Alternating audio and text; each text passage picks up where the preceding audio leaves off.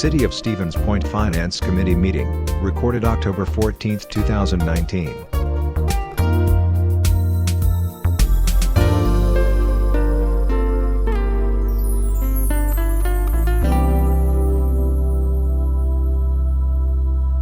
Call the Finance Committee for the City of Stevens Point to order at 9:30. Roll call has been taken. I believe everybody's present. Yes. First item on the agenda is consideration of the 2020 capital budget, capital improvements plan for 21-24, including known discussion requests. Corey, you want to lead us? Sure. So this is basically a continuation of the conversation that we had last month about capital, where we went over the initial proposal. Since then, there has been just a slight change. The $200,000 that was in for the temporary signals at Stanley Street and Green Avenue was removed, and that was, the proposal is to reallocate that with $150,000 going to street reconstruction projects, and the hope is then that that can ensure that the reconstruction of College Avenue does happen for 2020, and then the other $50,000 is recommended to go into the road surface improvements budget with the intention of using this additional funding for alleys. So that's basically the additional $200,000 that was freed up from the stoplight, and then where it's going, and obviously staying within the road's budget. And then the only other change is the police department did request $7,000 for squad car seat replacements, just since we do keep our squad cars for 3 years now rather than 2, and obviously they're used more 24/7. So that was also added, and then with the money for that to come out of the vehicle and equipment fund, which basically that fund is from the sale proceeds of when we sell vehicles.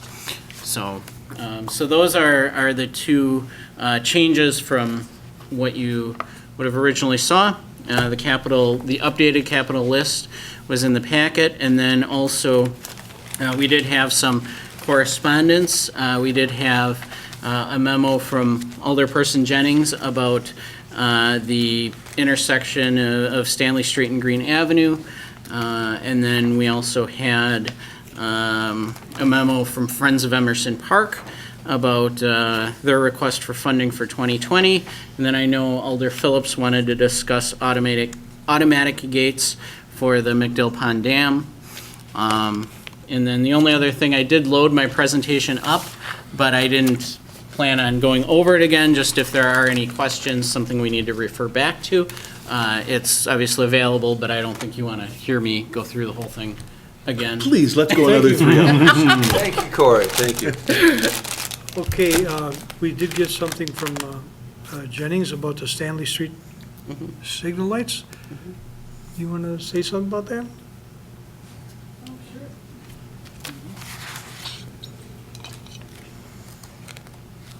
And I did have a question. So 200,000 was pulled for the signals, but that was for, what was being pulled from that is Briggs and College.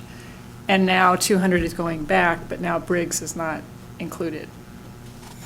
And since Alder Nabel can't be here, I know that this will be a significant concern for her. So I was assuming the money would go back to Briggs and College. Okay, and according to what Director Badoon had put forward as far as estimates, I believe College Avenue is about 200,000 to do, and I believe Briggs is about 300,000. So I don't believe that the 200,000 was enough to cover both, but I'll let maybe Director Badoon, if you want to kind of speak to that as far as the status of the DPW funding for the various road projects. Certainly. Yes, the College Briggs thing, in reality, both of them were essentially pulled out. The idea in part is to do the design and bid as an alternate to College Avenue, thinking we were going to be somewhere on the bubble to complete that. But with $150,000 remaining, it looks more certain that we'll be able to do that. So that would just otherwise leave Briggs out, which, yeah, would be somewhere, each of those blocks, I forget what they are, is roughly that 150-ish thousand roughly to do, I forget. They're about from the numbers. So it just because it's otherwise much longer than College, it would still not allow us to do that portion of what was otherwise originally proposed. Okay, thank you. And I'll just hit some of the highlights of the memo that I had.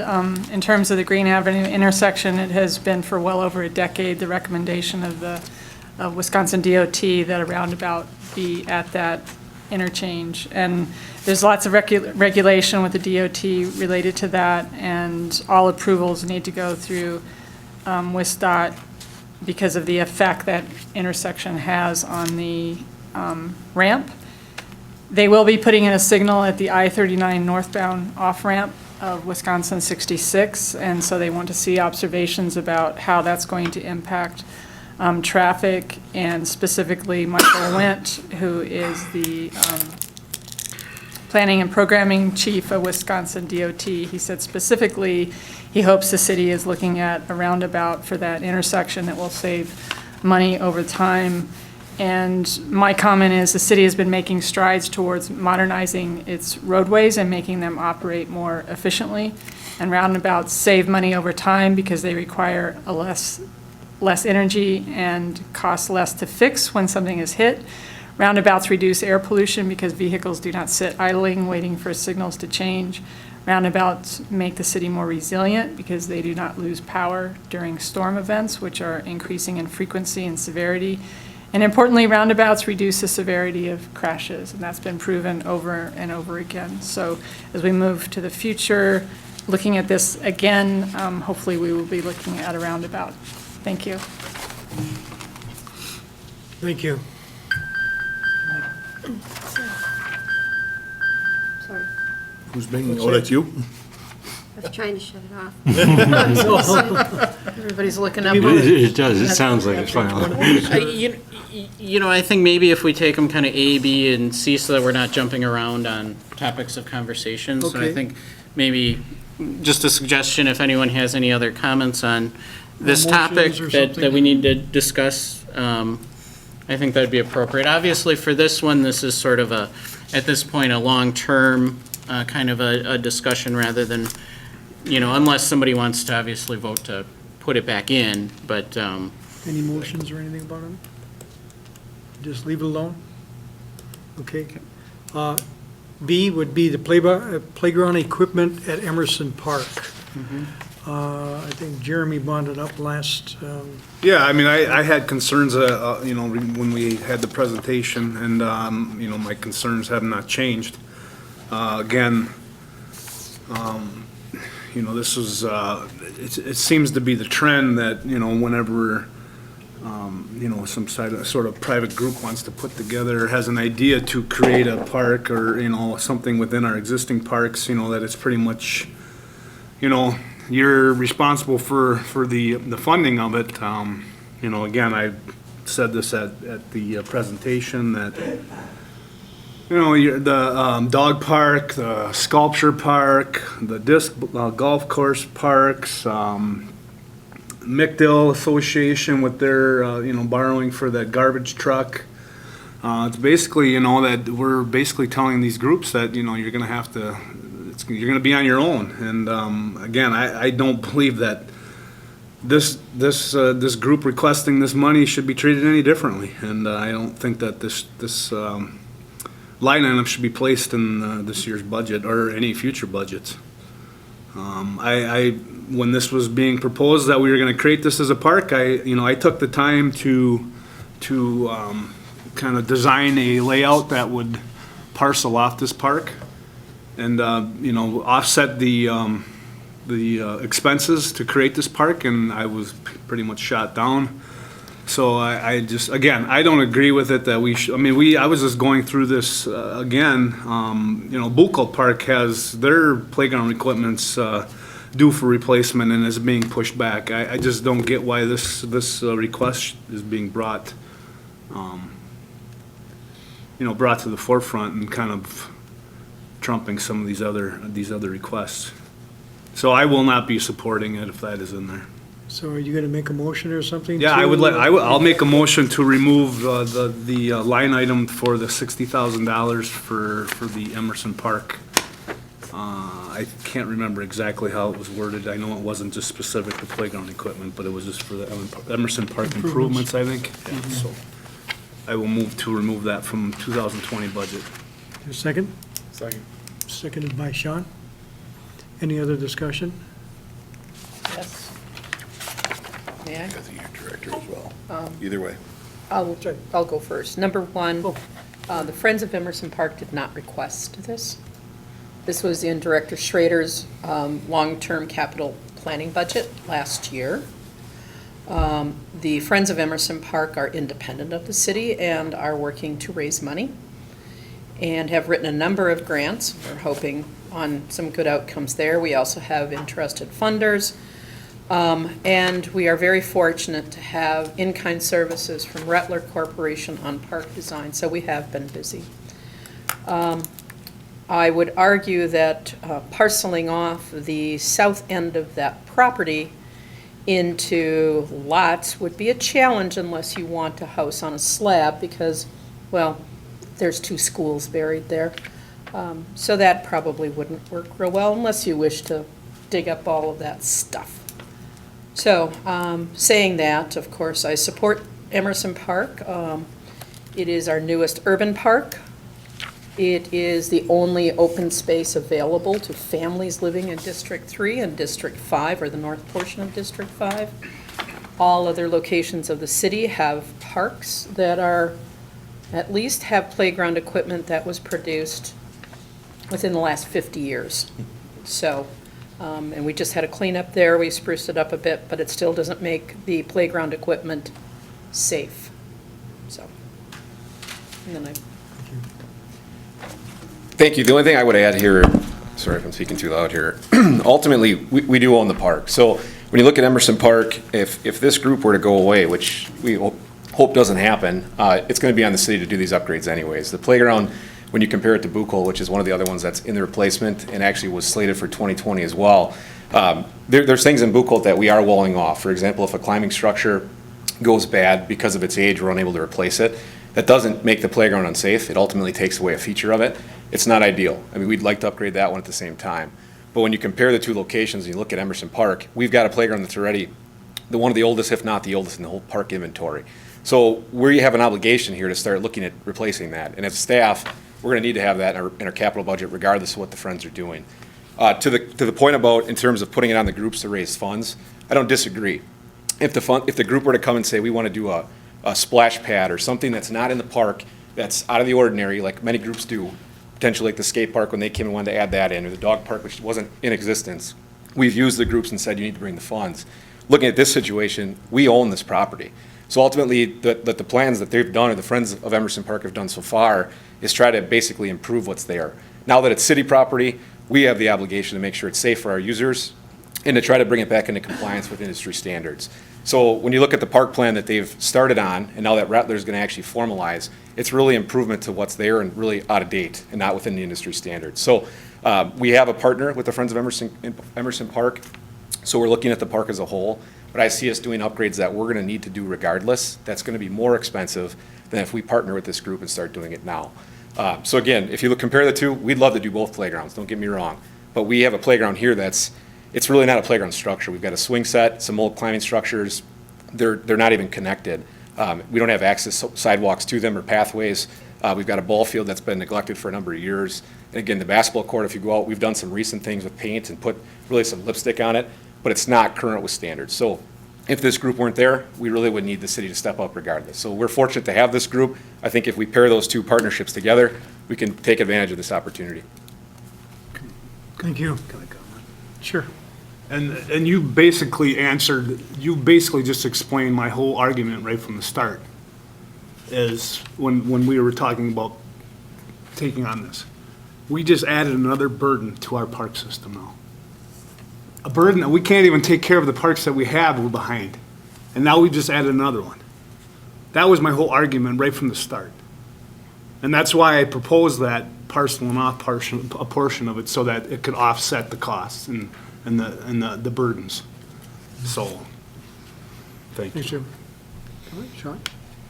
No comments? Alderperson Nebo. Thank you. Mary Nebone, 5718 Sandpiper Drive, District 7, Alder. District 7 is blessed to have 4 parks. We've got Iverson, Texas, East Oaks, and Parkdale.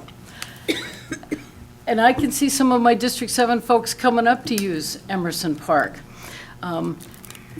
My backdoor neighbor approached me last night. His son is gonna attempt his Eagle Scout, and he wanted to do something at Emerson Park because it's a new place. It's something that he could build something or construct something that would be permanent there.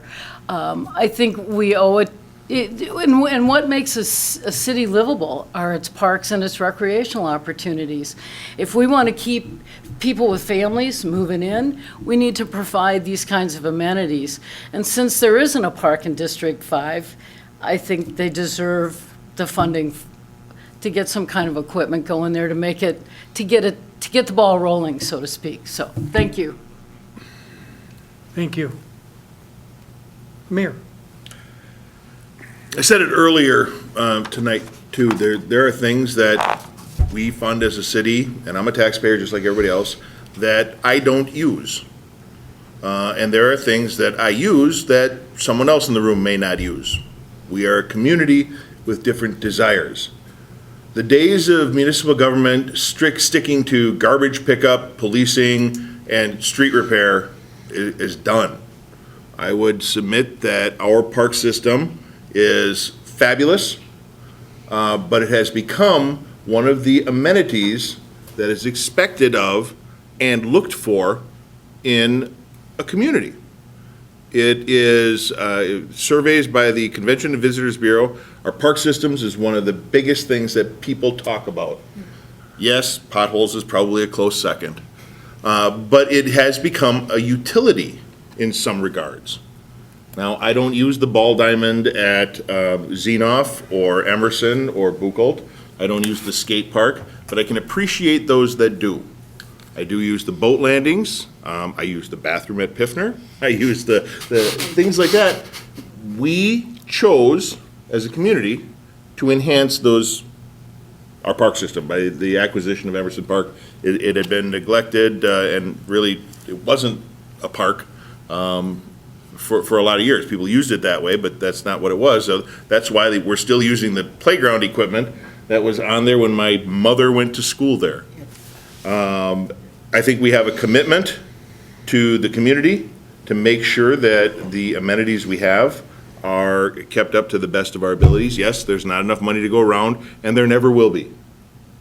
That's just a fact that we have to do. But taking a park like this and making the improvements that are planned and keeping that up to date is important every bit, I would argue, as filling potholes or fixing alleys or picking up garbage or providing emergency services.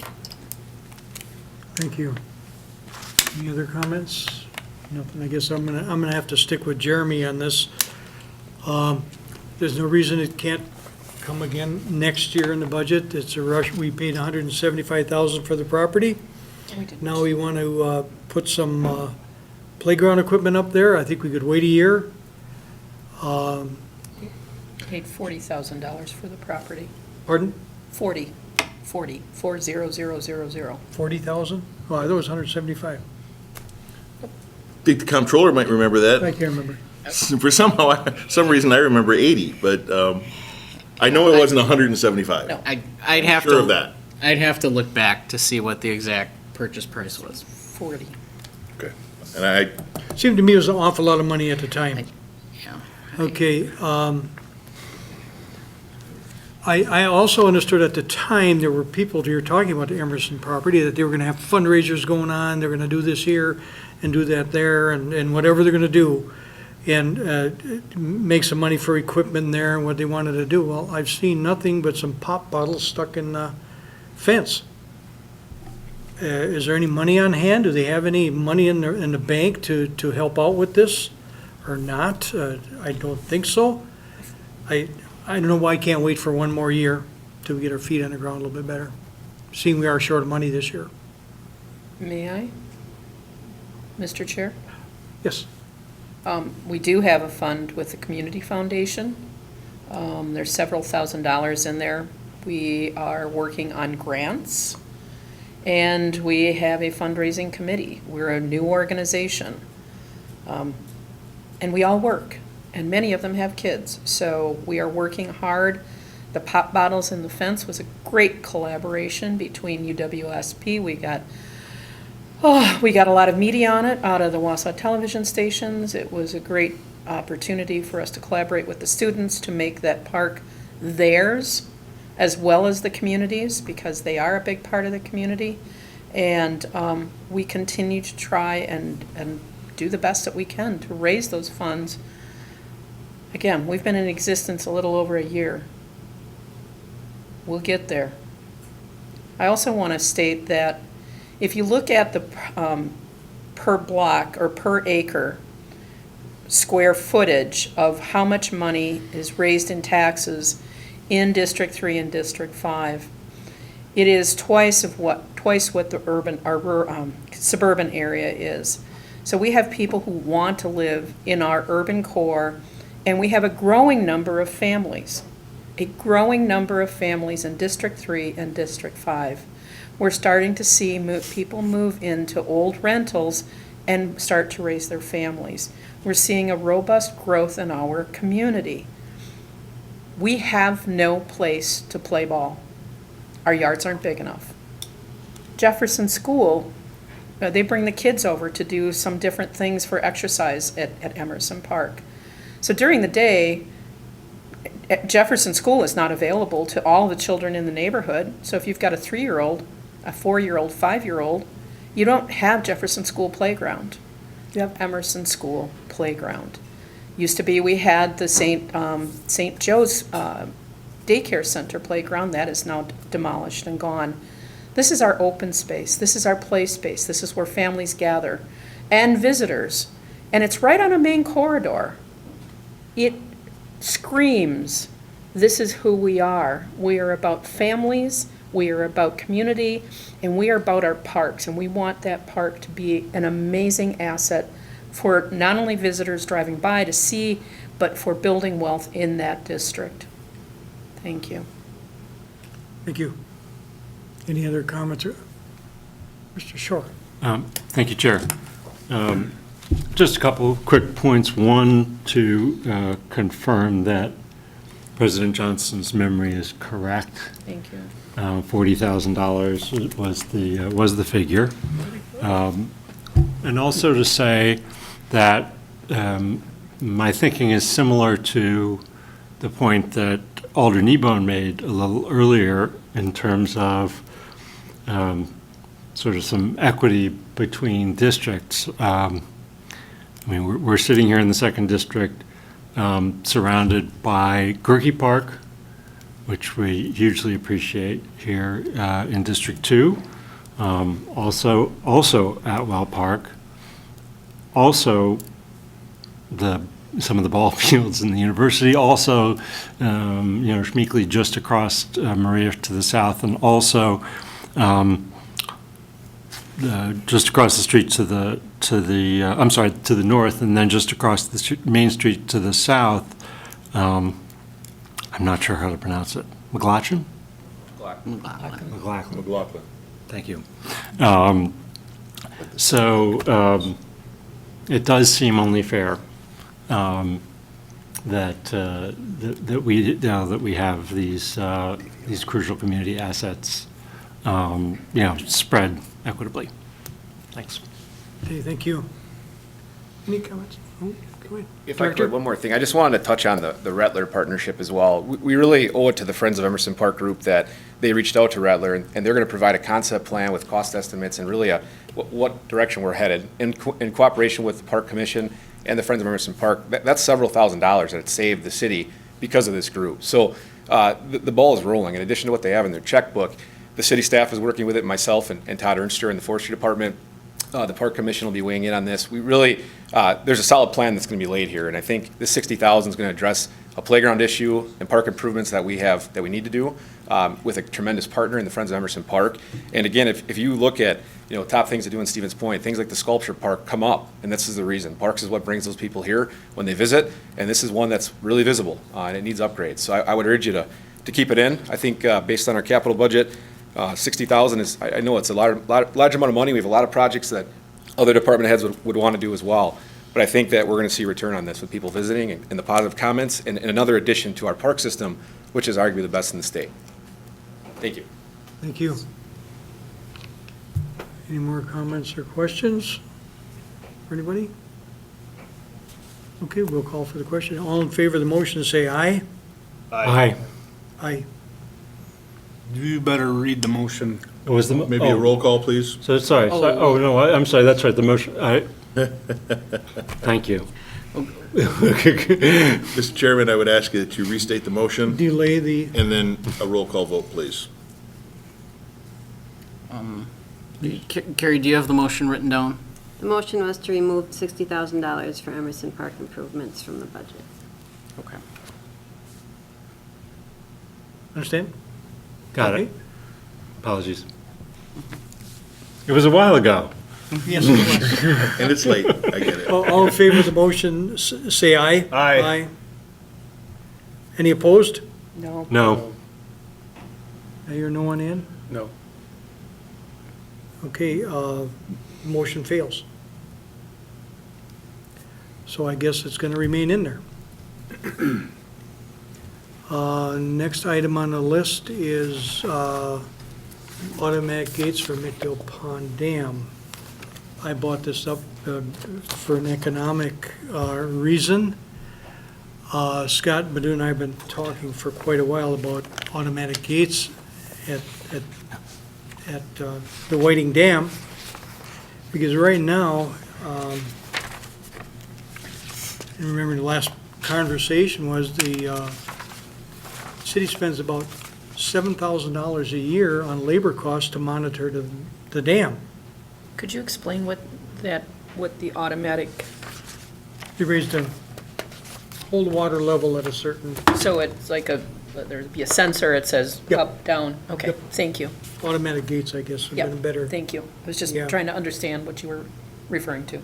Okay, seemed to me it'd be, the best thing to do would be put them in a matter of years, you'd have them paid off, and they would start making money. It's probably the only thing in any of these things that saved the city dollars, not the initial investment, but what I'm asking is that we put in $45,000 into the budget, we can get it from somewhere. It says 40.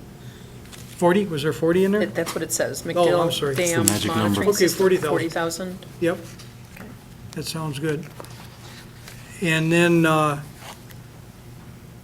6 years, it'll be paid off, and it'll start making us money, instead of having our labor force there, where they maybe should be doing other things, other than running up and back to the dam, and manually raising it, lowering, guessing. It's really been, paying attention to this year, it's really been fluctuating a lot, because staff doesn't get there in time or whatever, and we have a lot of rain from coming up north, and all that kind of stuff. So I'm just asking that be put in for financial reason, where we could borrow the money now, really, really cheap, Yeah. and pay for this, and take a load off the engineering department, and maybe we could even talk with the Lake District about contributing to that also. That's a good question. Yeah. Oliver. So you said staff time was estimated at $7,000 a year? I think Scott could, Yeah, I guess I'm just trying to understand it. It seems logical.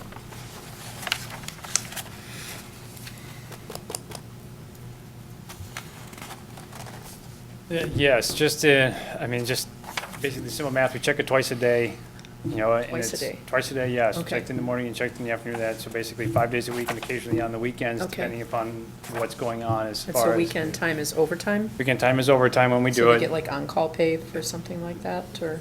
For that, just, for the most part, it's they're on call, but usually just straight overtime. Okay.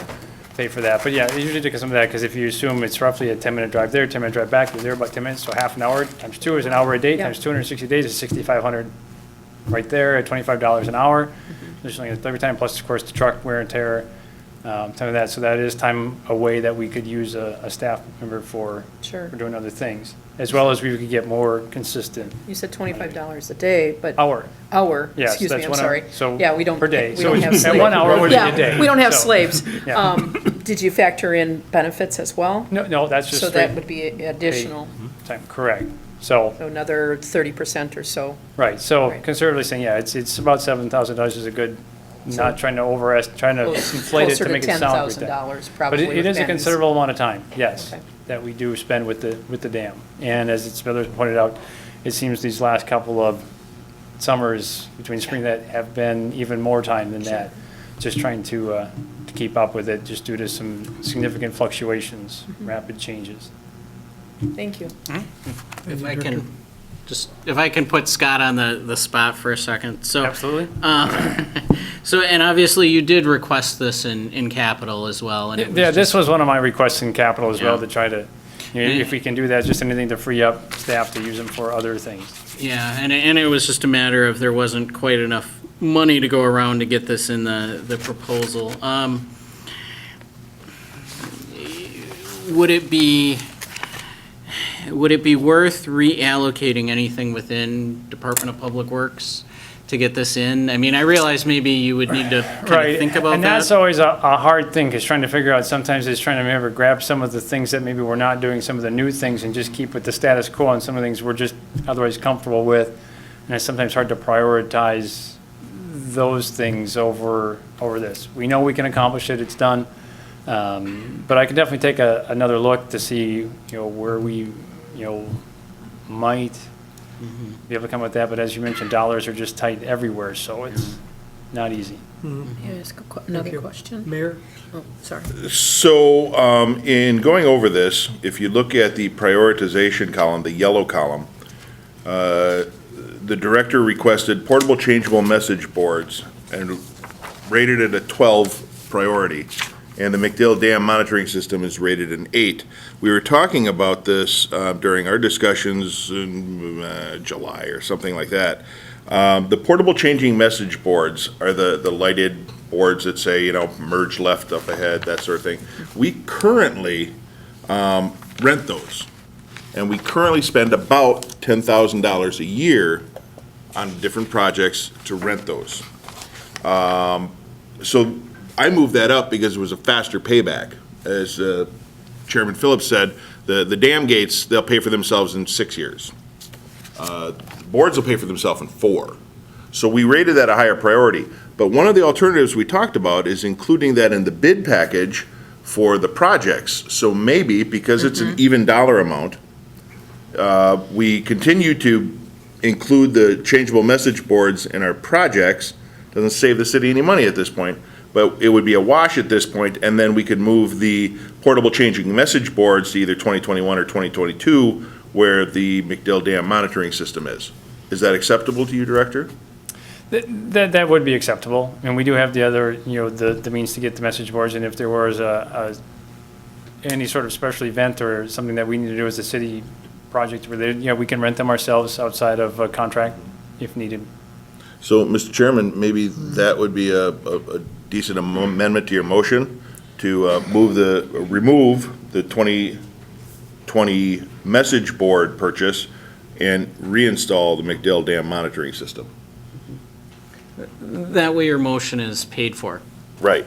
And we don't have to find money, and we can consider it, we'll consider the message boards again in 2021, or if we happen to have leftover money in 2020, we roll that over to the capital anyway. Well, I didn't know that you made a motion, but I would second it if you do.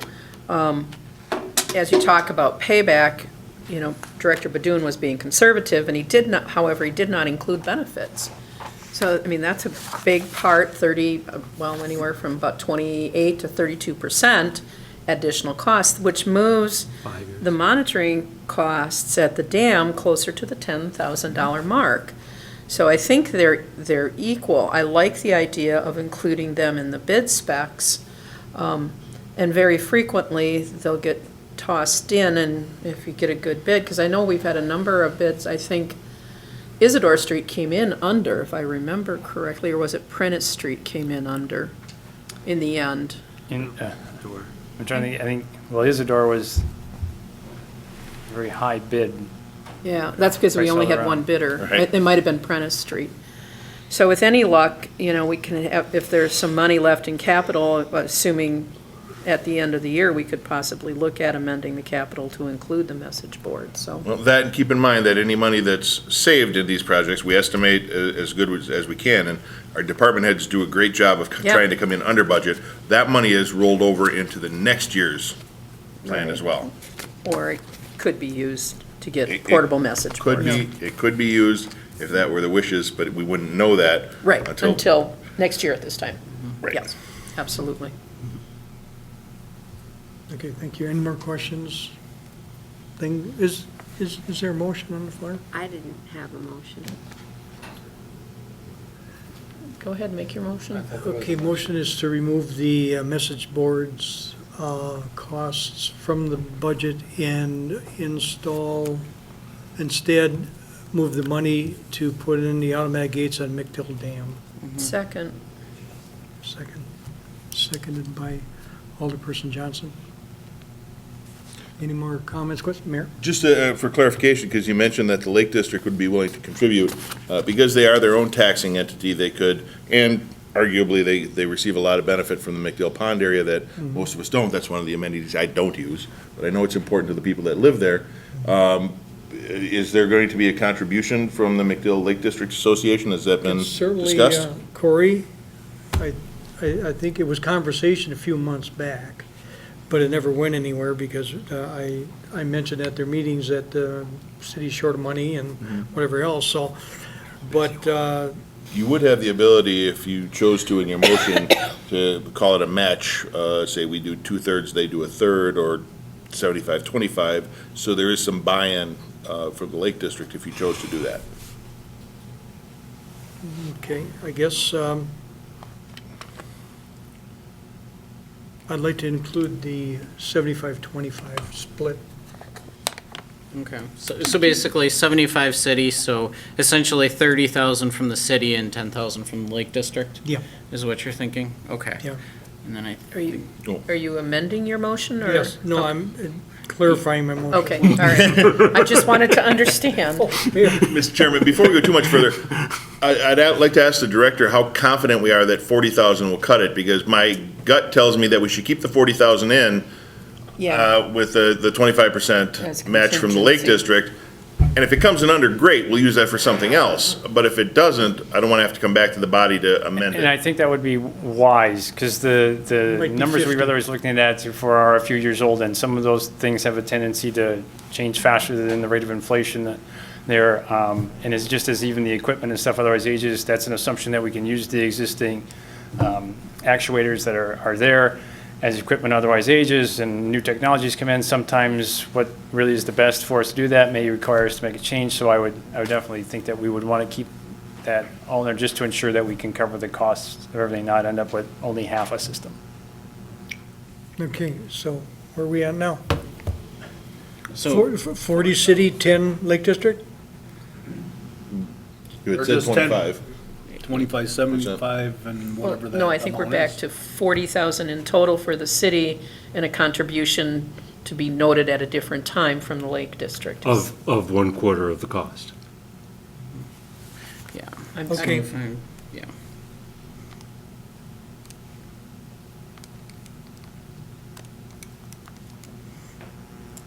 So if the Lake District was going to pay 1/4 and we we're going to pay 40,000, then the Lake District would pay $13,333. Okay. Is that your intent, Mr. Chair? Yeah, that sounds good. Okay. Everybody understand the motion? Comments from the audience? All in favor of the motion, say aye. Aye. Any opposed? Hearing none, motion's carried. Okay, Now you item can- 2, capital, Wait. You, Mr. Chairman, if you would take some advice, you would What'd I ask do? for any other amendments or discussion on the capital, and then we'd like a motion to accept that capital. oh, sure. Any amendments from the audience? Any additional to the capital budget? I have one Any from question. the committee? I have one question. Sure. The aerial photos at 25,000, I'm assuming that's a citywide air photo setup. I know that the county's working on updating Yes. their GIS, and this is a part of it. Yeah, and I can speak to that a little bit too, or the director, but Yeah. the county resolution is not as high quality as the city wants. Oh, okay. So we're partnering with the quality, or partnering with the county in an attempt to get better quality, and if we can't, we still have to get our quality. Yeah, I agree, but that's That, what he said. that. Yes. Exactly what he said. I know. Thank we- you, Scott. Yes, thank you. I heard some people say just use Google Earth, and I thought, no, That's I think still not as that's good. not quite as good as what we want. Thank you. Anything else on the budget? Any motions or anything hanging out there? Motion to approve the capital budget as amended this evening. Seconded by Sean. Comments? Seeing none. Comments out there? Seeing none. Okay, all in favor of the motion to approve the capital budget for Stevens Point? Say yes. Aye. Aye. Any opposed? No. Let's see, that's 2, 3, 4, 5 yes and 1 no. No, Did I add that up? 4 to 1. 4 to 1? Okay, 4 to 1, I'm sorry. And motion passes. Okay, item 2, capital relocation for the fire department to install a fire hydrant on Wenning Avenue. Yes, so this was a request for capital reallocation from the fire department. I know that one of their long-term plans is to establish a training site in the land that the city owns off of Whiting Avenue, which is the current location of the city pit.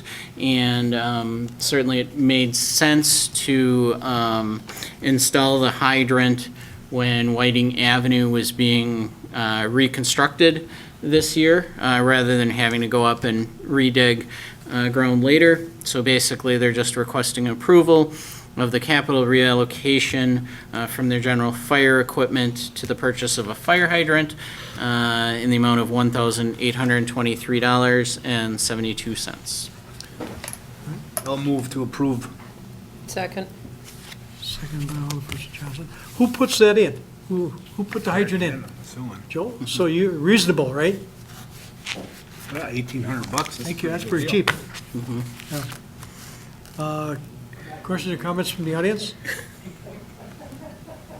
More comments or questions here? We'll call for the question. All in favor of the motion, say aye. Aye. Any opposed?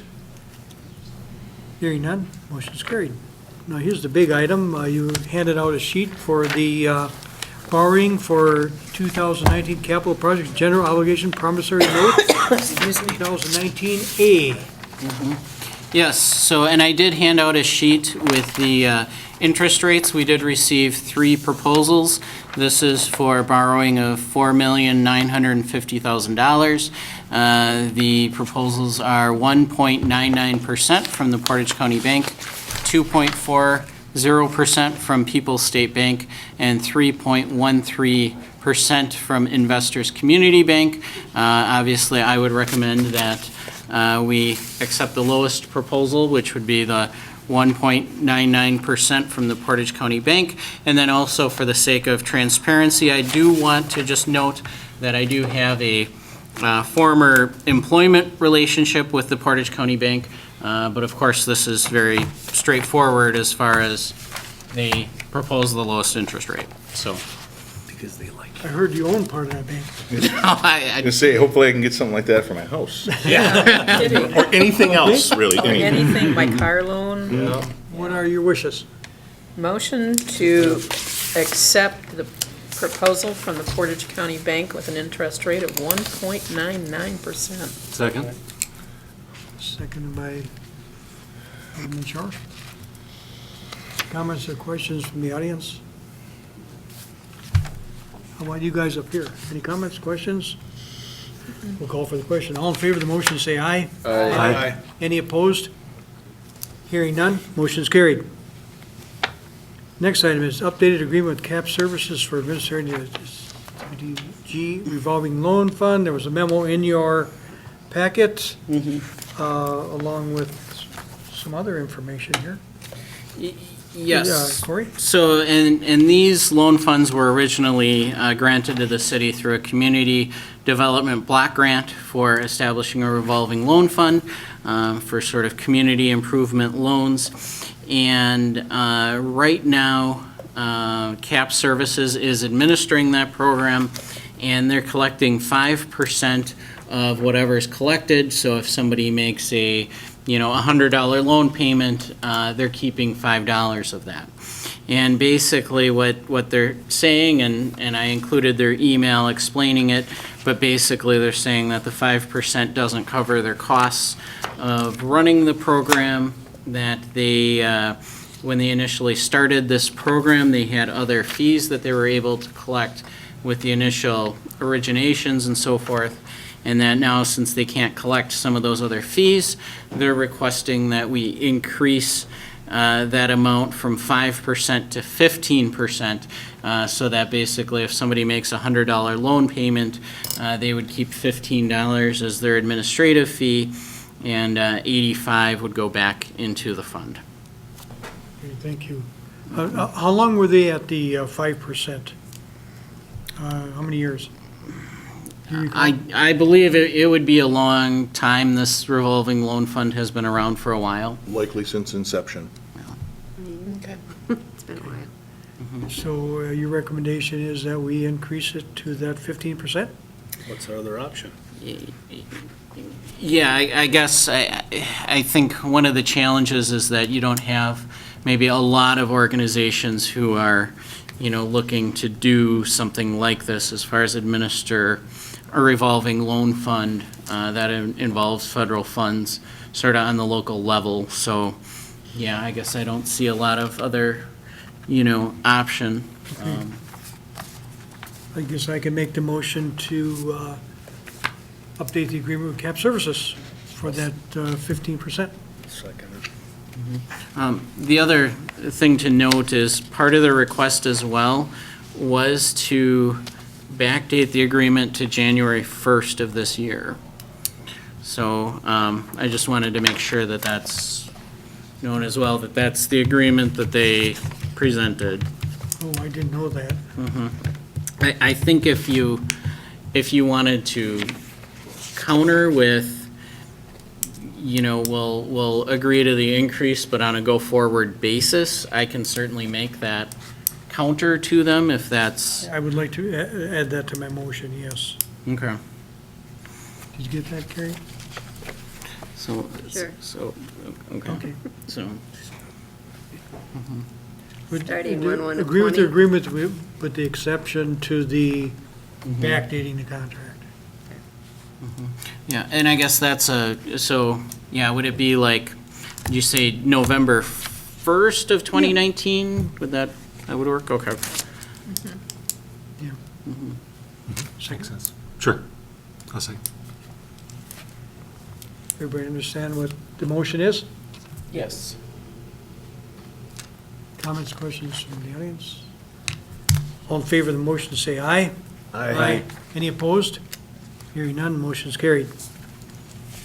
Okay, item 5, consideration of claim from Jim Matson, tree damage. Yes, so this was a claim that was filed with the city for $103.93 related to a tree that fell from Kachikuski Park onto a residential fence as the result of the storm on July 20th. We did submit this to our insurance company. Their recommendation is to deny, based on basically that we didn't have any prior notice of a defect with the tree, and that the cause was not really negligence by the city, but a very extreme wind event. And I'd also note that we've denied similar claims like this in the past. I'll move denial of the claim. Second. Seconded by Sean Morrow. Comments, questions about the claim? No more comments? All in favor of the motion, say aye. Aye. Any opposed? Hearing none, motion is carried. Discussion on delinquent vacant properties. Yes, so this is an issue, basically, every August, if there are delinquent taxes on a property, we transfer that to the county. The county does give us our tax money that we're owed, and then the county takes over responsibility for collecting those delinquent amounts. So then, at that point, the ball is really in their court as far as if a property does need to be foreclosed on and taken on tax deed for non-payment of property taxes. And it's up to the county to decide whether they want to take a property or not. In their last round of taking tax deeds, they did pass on a number of properties that are in pretty bad condition within the city of Stevens Point, and also that we know to be vacant structures. So in other words, nobody's living in them, nobody's using them. So I guess that creates a few concerns from the city perspective, obviously from a neighborhood preservation perspective, the inspection perspective, as well as the public safety perspective with police and fire having vacant properties where you could have the potential for squatters and that type of thing. So what I'd like to do is try to work to some kind of a solution with the county. I think what they're concerned about is if they take over a property and then they are on the hook for the demolition and all the expenses that go into that, what I would suggest is that we look at some of the resources that we have with the demolition program. And also, I think that there would be potential for a good cooperative partnership where maybe if we can get the county to take some of these properties that are really tear downs, and we can figure out a way to demolish them and get some good tax base on them, get a home built on them, and increase the tax base of that property, then what we could maybe do is designate that increase in taxes that the city has and that the county has, put that toward repaying that investment. So that's kind of my thought, but I obviously wanted to run it by the council to kind of see what your feelings are on this. And also I want to have a little bit of backing. The last time that the county did take tax deeds, I did kind of say, well, let's talk about our demolition program and stuff, but they were pretty far down the line.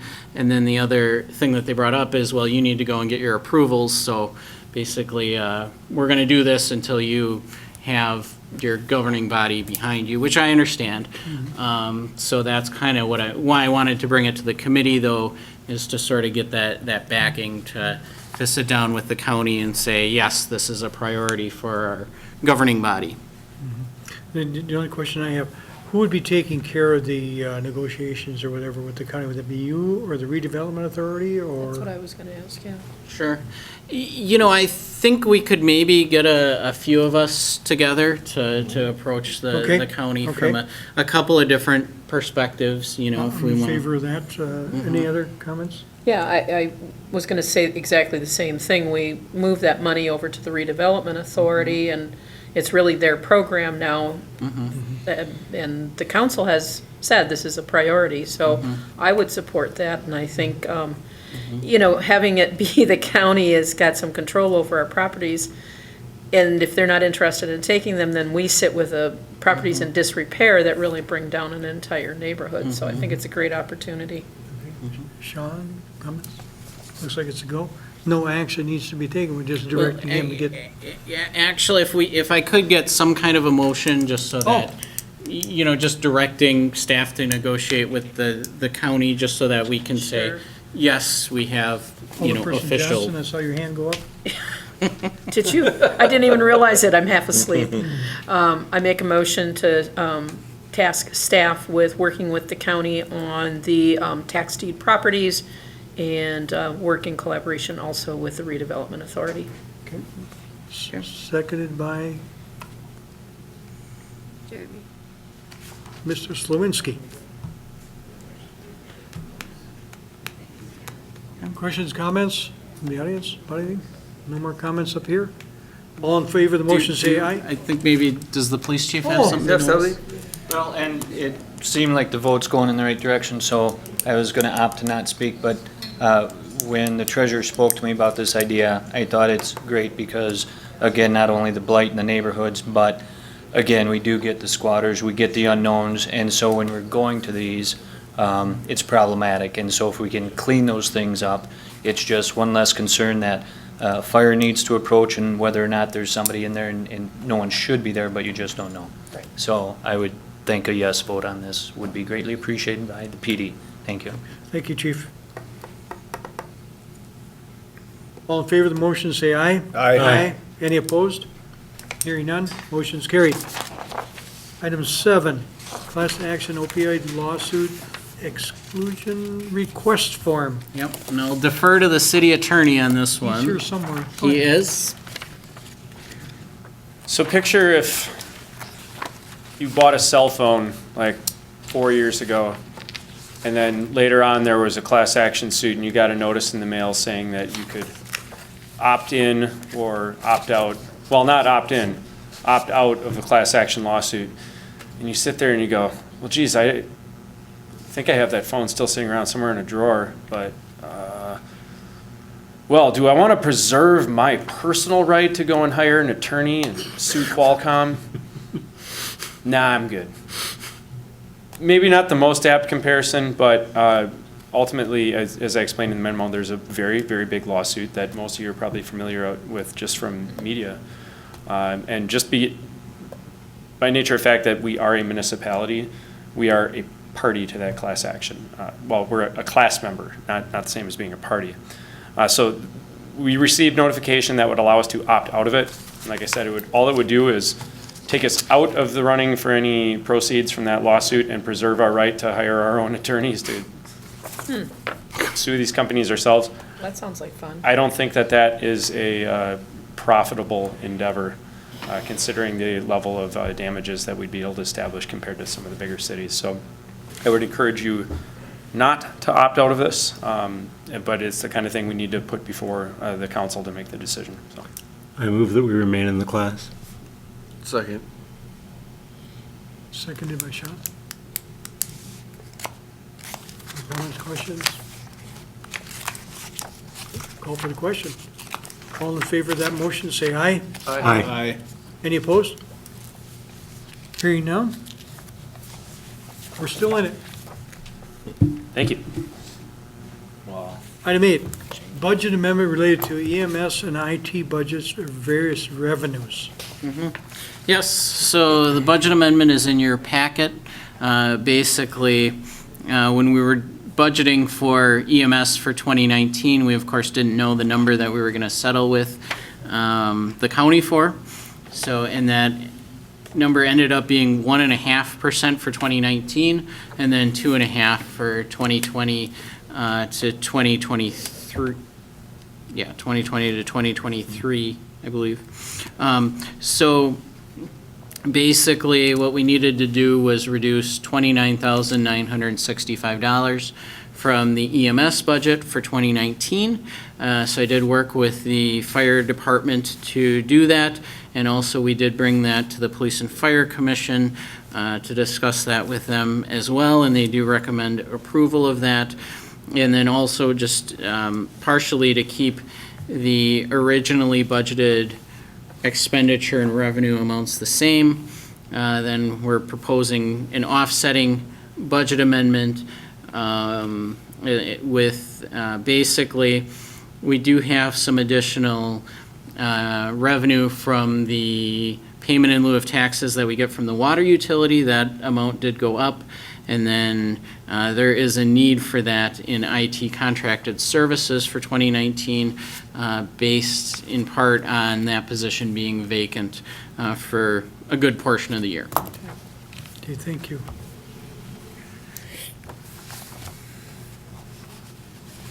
Do you want this as a Everybody whole? understand that? Make it to a, sorry, Go ahead. No. Motion by Sean, yeah, motion to approve. seconded by Alderperson Johnson. Mm-hmm. Call question. Any other comments, questions? Seeing none, we're going to go for it. All in favor of the motion, say aye. Aye. Any opposed? Hearing none, motion is carried. Discussion on expectations for outside organizations supported by the city budget. There was some stuff in your packet. I'm sure you looked it over. Yeah, and basically, the intention of this discussion item is really, especially with the operating budget coming up, and I know that it was mentioned to me that, maybe we should think about what kind of information we want to have with these organizations, or if we want to have specific agreements with them, or work through specific goal setting with them. So I just wanted to have sort of that conversation to see, as we kind of get ready to go into the operating budget here, if there is any desire for specific information from any of these groups. I know that the Portage County Business Council does have an agreement that they're proposing with the city that I believe will be on the city council agenda. So they are proposing a specific agreement, but just wanted to kind of see if there's any other feedback on, if we want presentations from these groups, I'm sure they'd be more than happy to come in and talk about what they do, but I guess I just wanted to kind of see what the thoughts of the committee and the council are. Comments, questions for Corey? I have a number of comments. Okay. In my county board role, I also have, these comments are going to be very similar to what you may hear at county board in the upcoming meetings as it relates to the budget, I picture this as a grant program. We have a lump of money that we give to the outside organizations for a variety of reasons. And if they were truly grants, we would have the organization apply, say what they're going to do with the money, how they're going to provide something wonderful for the community, whether it's jobs, whether it's wonderful band concerts, which is a great way to get people downtown and hopefully enjoy the wonderful restaurants downtown. The teen program, which my granddaughter spent a lot of time going to teen night. But typically, and I've written a lot of grants, you write a grant, you ask for the money, and then the funders, us, say, yeah, this is worthy, or we think this is good, but only 80% is what we are going to get. So I think if we're going to be doing something like this, we should run it like a grant program, expect the applicant to tell us how they're going to use the money to meet any of our goals, whether it's economic development, helping people who fall into poverty, any of these things. And then at the end of the grant cycle, report back. How did we do in meeting the goals of our grant application? I don't think that's a lot to ask for. And it helps them. I was on the United Way allocation cabinet in I think 2004, 2005, and 2006. Every single agency, every single group that came to the United Way had to have better get their stuff together and be able to tell their story and then do some outcome monitoring so that the United Way board could see that the money was well spent. Thank you. Thank you, Chair. So this is coming very, very close to my business, what I do. which is to do evaluations of grantees for foundations. And I agree with a lot of what President Johnson said. At the same time, there's kind of evolving industry standard in terms of, reimagining the partnership to some extent. There is latest thinking about some attitudes toward accountability that are actually not helpful and are counterproductive, and a whole approach that is more about learning, kind of learning together and just getting better at it, which doesn't give you a lot of guidance at this particular moment, but it does make me want to now kind of go off and think a bit and maybe offer some ideas. Sure. Yeah, and certainly I can understand that the measuring outcomes portion, I imagine, could be maybe the hardest part of the whole. Should be handled with care. Yeah, just as far as, sometimes that can be very straightforward, but I can see instances where maybe that can be a little bit less tangible, I guess, or, yeah. And it's not, it's what is appropriate will vary, I think. So, but I'd be happy to kind of go off and think and jot some things down. Sure. I think if we had a mission and a strategic vision, it's easier to align dollars going to grantees, because the whole goal would be, how does this money investment help us achieve any of these strategic goals? And then your measurement becomes a lot easier. We're not quite there yet, but I think we could start taking the baby steps towards that. Okay. Sure. Any more comment? The only comment I have and the question is, I see Create Portage County was $10,000 for a bunch of years, and this was for their concerts on Thursday night? No, That's the band. I thought that was for, no, they get a grant. They have a national grant for that. If I may, sure, go ahead, Mayor.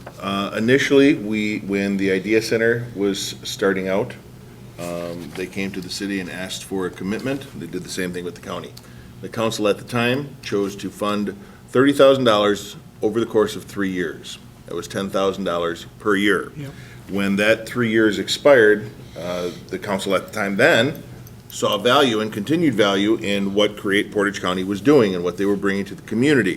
Things like Arts Walk and the Phantom Galleries, and now Levitt is part of it. But this doesn't go specifically to fund Levitt. That's through another grant program organized by Create Portage County. So the council at the time, again, saw value in what they did and chose to incorporate that $10,000 into the annual budget rather than having that 3-year commitment. It continued on because they saw, again, value in what they provided.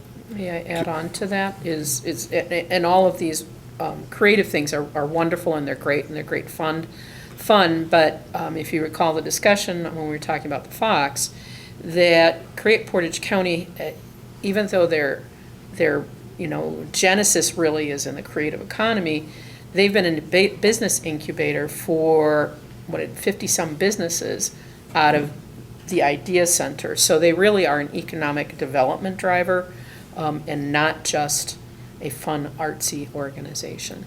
Good point. But shouldn't that come from the Economic Redevelopment Authority rather than from the city taxpayer?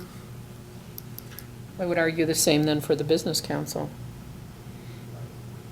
And I would submit, Mr. Chairman, that that's not all of what they do. Economic development is a piece of that. Same with the Portage County Business Council. They arguably are a critical piece in regards to economic development, working with former Director Ostrowski on many projects that we brought the Business Council in on. So the value that we have is evident, maybe to me more so than someone outside, because I work with them directly on a very frequent basis. The same is true for Create Portage County. While they are an economic development catalyst, they also provide other services that I think the general fund best suits them to. But didn't we just authorize a whole bunch of money to the tune of over 200,000? I guess, That's separate from an operating perspective. And a Still separate money. entity. It's a separate entity It as is well. still Money. money, but here's, I think what the mayor was saying, and I think that it's really important, and correct me if I'm wrong, is, and I get a little bit more glimpse of it as president of how these organizations are contributing, but if we can set up a system of, applying or some sort of grant application, demonstrating what they do, and then measuring it at the end of the grant cycle, even if, again, take baby steps towards doing that towards perfection, it will help everybody understand what these organizations bring to the community. Even a $1,000 investment, again, in the teen program, may help kids actually grow up with a better outcome. yeah. And if I can, I think the intent of the agenda item was really to talk about, kind of the application process and Yeah. the expectations. Well, it's a good discussion. And it is a good discussion, but in 2 weeks, I think we'll get to the merits of each individual when we talk about the operating budget. So I just Also, don't they'll want to have get, their business plan in place, and we'll see that. well, Probably not. it'll. Well- We do have one for the business council that's And prepared. Create has one We could as well. we could certainly talk about the other ones. Part of the reason that it was my intent, when we have these organizations present to the council, when I started doing the presentations at the beginning of council, was in part for this purpose, to tell you what the Portage County Business Council has done over the last year, or the Convention and Visitors Bureau, or Create Portage County, or the Historical Society. I don't think we had the YMCA or city band representatives, but we could certainly do that at any time. Okay. Mr. Chair? Yes. Just one more quick comment. I could see an unintended consequence as we're talking about this, conceiving of this as a grant application, is that it seems like we're accepting applications for more grants. So you said the X dollars. Or you work with the existing organizations you have now. I mean, there's a big difference. That's right. Formulate an expectation agreement. Yeah.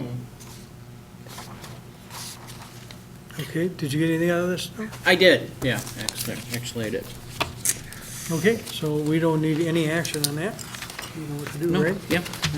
Okay, the next item on the agenda is the approval of claims paid. I'm sure everybody went through it line by line.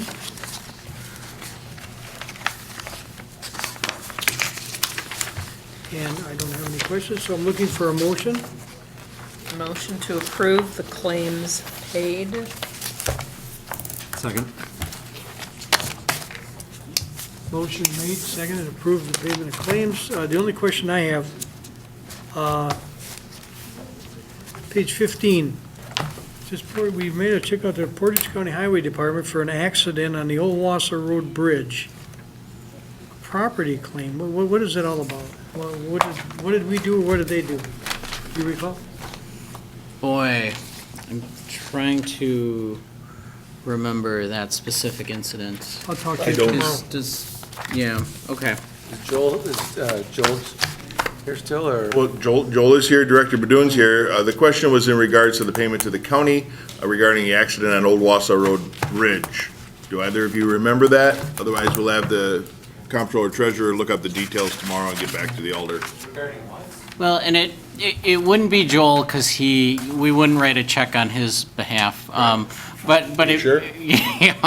Yeah, But I it may be, yeah, it's accident July 12th, 2019 on Old Wausau Road Bridge. I don't know specifically the other's location, and if this is exactly that, but we did purchase some materials from the county to make some repairs. Oh, okay. Guardrail and stuff. And actually, now that I'm looking at it as well, it looks like the account that it came from was property claims. So in other words, this wouldn't be a liability claim, this would be damage to our property, I believe. I believe that, yes, that's what it is. So we purchased materials from them that they had to make the repairs. Okay. I was confused. Okay. That was before the flood. There was a motion on the floor to pay the claims? Yes, there was. Okay, all in favor of that motion? Oh, wait a minute, comments from the audience? Seeing none. All in favor of the motion, say aye. Aye. Any opposed? Hearing none, motion is carried. Next item on the list is, we're going to adjourn into closed session, approximately 8:30. Pursuing Wisconsin taxes, delivery, negotiating, the Funny guy. purchasing of public properties, investing of public funds, or conducting other specified public business whenever competitive bargaining reasons require a closed session on the following: negotiating the terms of the development agreement near tax integrated District 5. Do I have a motion to go into closed session? So moved. Moved by I'll second, he can date. Alderperson Morrow and seconded by Alderperson Slawinski. And we'll call the roll. Phillips, Aye. Slawinski. Aye. Shore. Aye. Morrow. Aye. Johnson. Aye. Motion is carried, and we are in closed session.